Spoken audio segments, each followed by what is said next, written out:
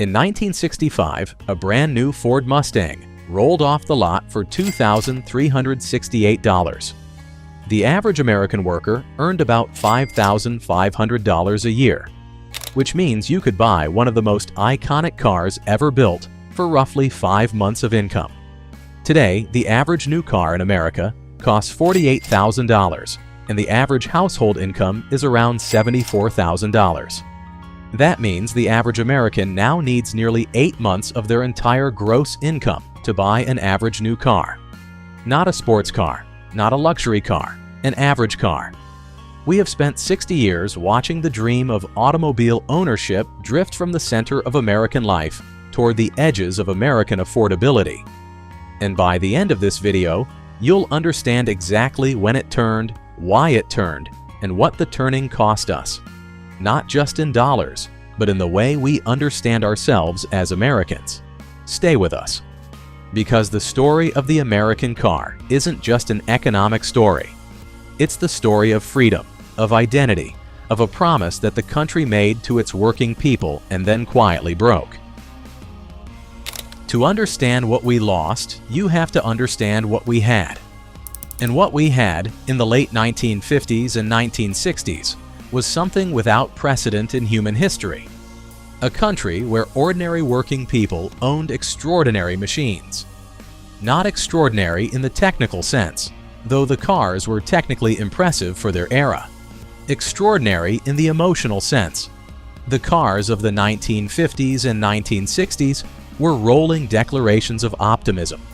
They had fins, they had chrome, they had wraparound windshields and two-tone paint jobs and names that sounded like destinations. Thunderbird, Skylark, Eldorado, Bonneville. These were not appliances, they were aspirations. A factory worker in Detroit who spent his days on the assembly line building these cars could also afford to drive one home. That fact, that the people who made the cars could own them, was the entire promise of the American industrial economy in a single, gleaming, chrome-bumpered image. The variety was staggering. In 1965, you could choose between hundreds of distinct models from 5 major American manufacturers: Ford, General Motors, Chrysler, AMC, and Studebaker. Every price point was covered, every taste accommodated, from the basic Ford Falcon at around $2,000 to the full-size Cadillac Fleetwood for around $7,000.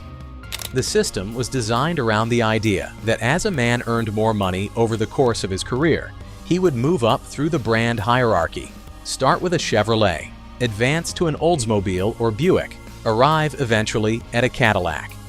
The car was a visible marker of a life being built, proof that the American system was working for you, that your years of effort were translating into something you could park in the driveway and admire on Sunday morning.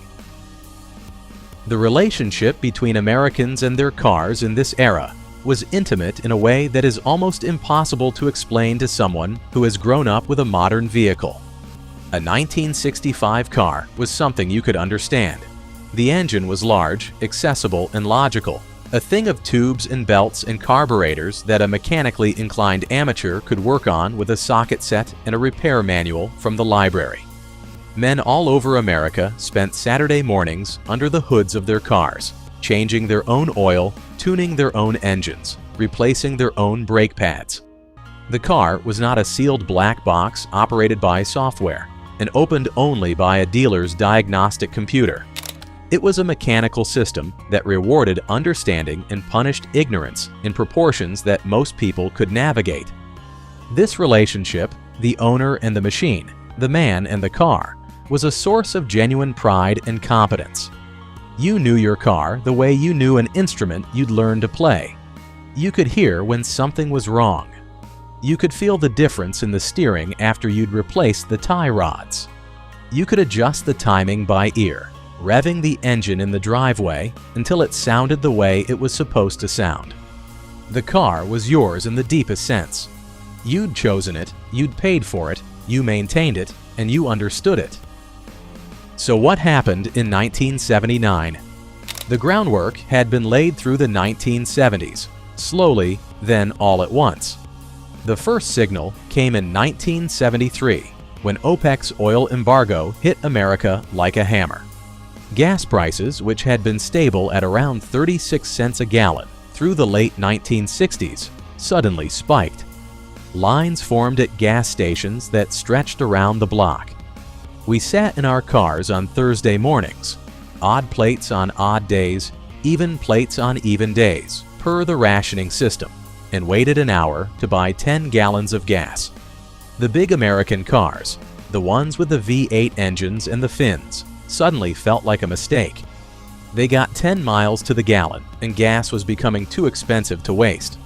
Detroit's response to the energy crisis was late, confused, and damaging.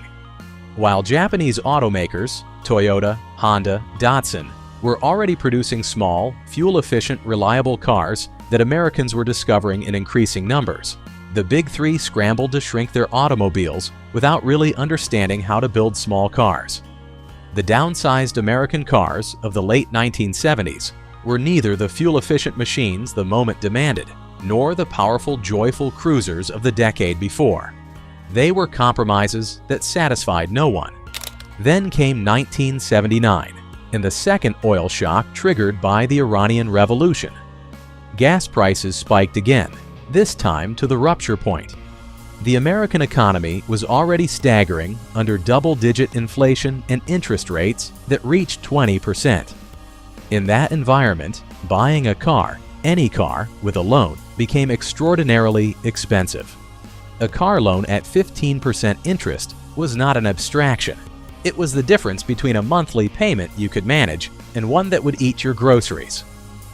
The Japanese automakers stepped into this gap with something Detroit had not offered in years: a simple, reliable, fuel-efficient car at a reasonable price.